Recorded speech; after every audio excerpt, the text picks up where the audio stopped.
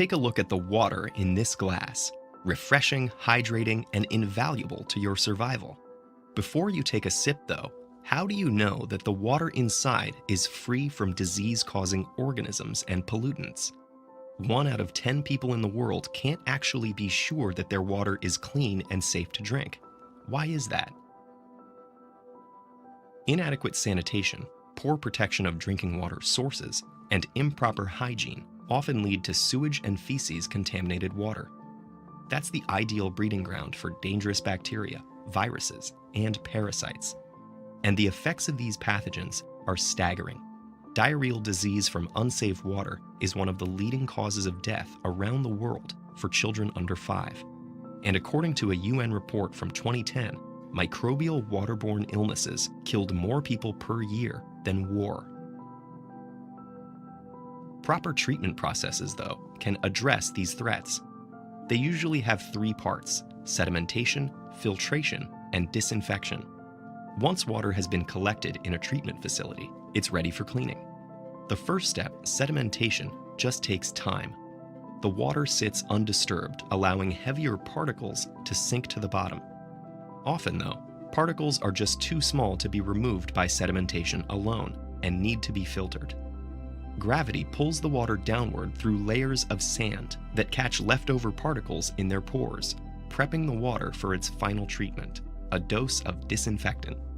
Chemicals, primarily forms of chlorine and ozone, are mixed in to kill off any pathogens and to disinfect pipes and storage systems. Chlorine is highly effective in destroying water's living organisms, but its use remains government regulated because it has potentially harmful chemical byproducts. And if an imbalance of chlorine occurs during the disinfection process, it can trigger other chemical reactions. For example, levels of chlorine byproducts like trihalomethanes could skyrocket, leading to pipe corrosion and the release of iron, copper, and lead into drinking water. Water contamination from these and other sources, including leaching, chemical spills, and runoffs, has been linked to long-term health effects like cancer, cardiovascular and neurological diseases, and miscarriage. Unfortunately, analyzing the exact risks of chemically contaminated water is difficult. So while it's clear that disinfectants make us safer by removing disease-causing pathogens, experts have yet to determine the full scope of how the chemical cocktail in our drinking water really impacts human health. So how can you tell whether the water you have access to, whether from a tap or otherwise, is drinkable? Firstly, too much turbidity, trace organic compounds, or high-density heavy metals like arsenic, chromium, or lead mean that the water is unsuitable for consumption. A lot of contaminants, like lead or arsenic, won't be obvious without tests, but some clues, like cloudiness, brown or yellow coloration, a foul odor, or an excessive chlorine smell, can indicate the need to investigate further.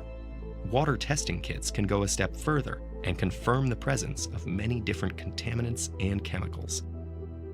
With many types of contamination, there are ways of treating water where it's used instead of close to its source. Point-of-use treatment has actually been around for thousands of years. Ancient Egyptians boiled away many organic contaminants with the sun's heat.